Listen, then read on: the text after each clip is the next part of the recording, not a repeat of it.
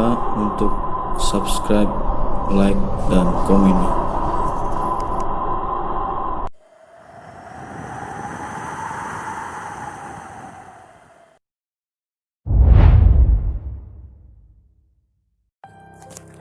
Pesugihan tuyul alas kucur. Sendang kucur yang berada di Kabupaten Klaten, Jawa Tengah dikenal sebagai kolam mata air yang sangat angker. Sejak dulu menjadi tempat berkumpulnya makhluk halus, termasuk tuyul yang bisa membantu orang untuk menumpuk kekayaan. Itulah sebabnya tempat ini menjadi tujuan orang dari berbagai daerah untuk mencari pesugihan tuyul hingga sekarang. Disinilah makhluk halus yang berwujud seperti anak kecil itu berkeliaran. Menurut sumber, jumlah makhluk tuyul di sendang ini kian menyusut. Beberapa tahun lalu ada sekitar 100 lebih, tetapi sekarang tinggal 50 karena sudah banyak yang ikut orang untuk dijadikan pesugihan.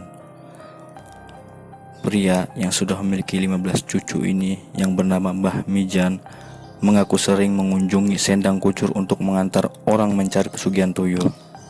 Tuyul yang ada di sendang kucur ini memang sedikit berbeda dengan tuyul dari daerah lain. Mbah Mijan mengatakan tuyul di tempat ini sebenarnya sangat sulit untuk diajak manusia. Salah satu alasannya mereka selalu berpasang-pasangan. Untuk mencari pesugihan tuyul di sendang kucur ini susah-susah gampang. Yang jelas asal tahu kesenangannya mereka pasti mau ikut. Tapi mereka mau ikut asalkan pasangannya juga ikut. Jadi siapapun yang menginginkan tuyul dari sendang kucur itu akan mendapatkan 2 tuyul sekaligus, yaitu tuyul laki-laki dan perempuan.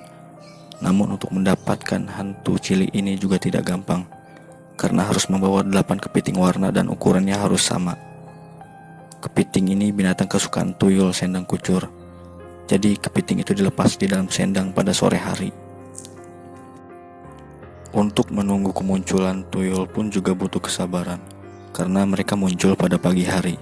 Para pencari pesugihan harus menunggu di pinggir sendang sambil membakar dupa dan tidak boleh tidur sampai pagi harinya. Saat para tuyul itu datang, mereka langsung masuk ke sendang untuk mengejar dan bermain-main dengan kepiting. Setelah kepiting-piting itu mati karena dibuat mainan dengan cara dilempar-lempar, tuyul tersebut pun akan kembali naik ke darat. Setelah mereka puas bermain, baru bisa diajak ngomong.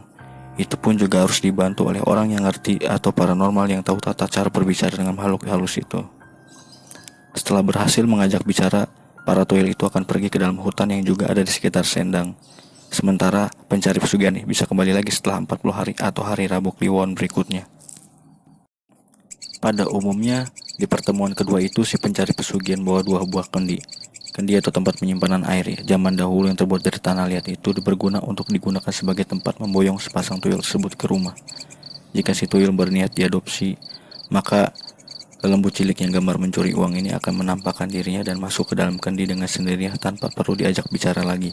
Kalau tuyul sudah berada dalam kendi, maka orang tersebut bisa langsung menutupnya dan segera pulang ke rumah. Selama perjalanan pulang, si pencari pesugihan tidak boleh sekalipun menoleh ke arah belakang. Kalau pantangan itu dilanggar, maka tuyul tersebut akan keluar dari kendi dan kembali ke tempat asalnya. Selain menoleh ke belakang juga tidak boleh mampir-mampir atau singgah ke tempat lain. Jika mampir ke suatu tempat, maka tuyul tersebut juga akan hilang. Sesampainya di rumah, si pencari pesugihan tersebut juga harus melakukan serangkaian ritual lagi untuk mengeluarkan 2 tuyul dari dalam kendi penyimpanan. Pada prosesi ini, si pemilik tuyul harus menyiapkan sesaji berupa kembang setaman, jeroan ayam, daun pisang raja, mangkok kecil berisi air dan kepiting yang sudah diikat kakinya. Setelah semua persyaratan dilengkapi, tuyul tersebut akan keluar dari kendi dan keluar rumah untuk keluyuran mencuri uang di rumah orang lain. Untuk keamanan agar keberadaan tuyul di rumah tersebut tidak diketahui orang lain, harus disediakan ruangan khusus. Ruangannya bisa di lemari kayu yang besar atau kamar yang kosong. Di dalam tempat penyimpanan kendi itu juga harus disiapkan 2 buah tikar kecil, 2 buah bantal kecil. Ini semua dilakukan untuk memanjakan tuyul-tuyul tersebut. Cara membuka tuyul kendi juga harus tepat pada saat matahari tenggelam, tidak boleh kurang atau lebih, karena pada jam itu adalah waktu pergantian antara siang dan malam. Pesugihan tuyul dari sendang kucur ini memang sudah dikenal banyak orang, karena kepatuhan dari kerjanya yang rajin. Namun bila tuyul ini di kemudian hari tidak rajin-rajin mencuri uang, bisa dikembalikan ke tempat asalnya dan tuyul yang lain akan menggantikannya. Jadi memang benar, tidak semua tuyul itu bisa diajak mencari uang. Ada juga yang malas-malasan atau kurang giat. Secara fisik, tuyul dari sendang kucur ini perawakannya seperti anak kecil pada umumnya. Berpakaian lengkap seperti anak-anak kecil lainnya. Yang laki-laki berambut kuncung, sedangkan yang perempuan berambut panjang.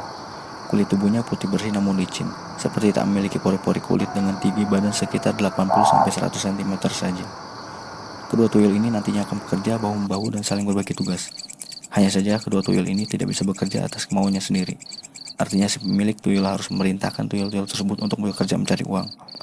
Rumah yang menjadi sasarannya harus diucapkan si pemilik tuyul saat buka tutup kendi.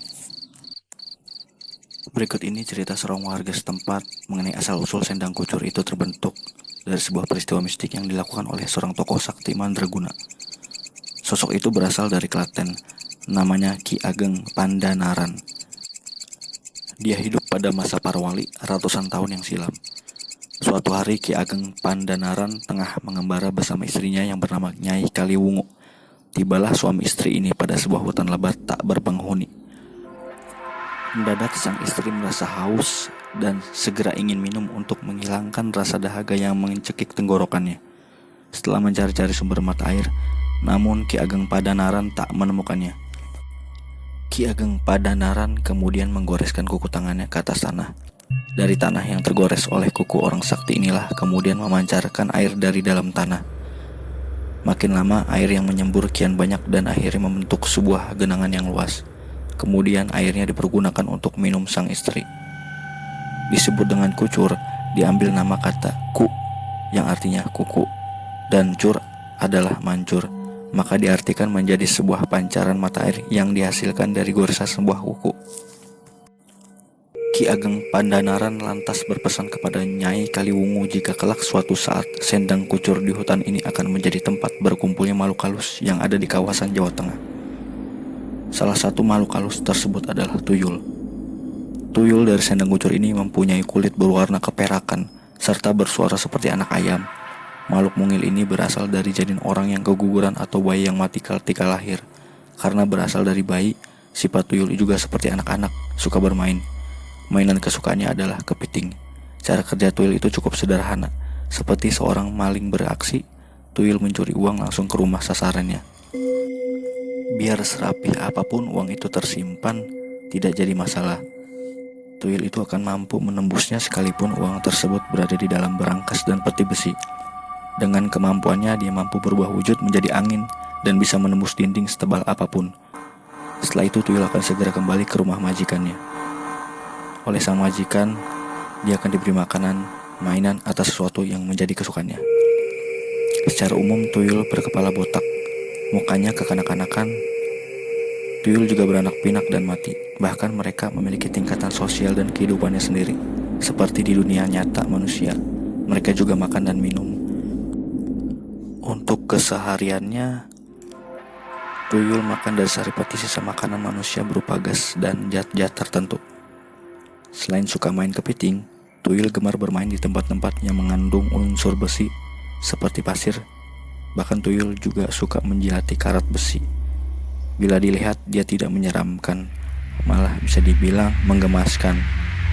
Namun tuyul yang diperalat manusia untuk memperkaya diri sangat berbahaya, sebab mereka bisa disetir untuk memindahkan uang atau barang berharga milik tetangga atau siapa saja.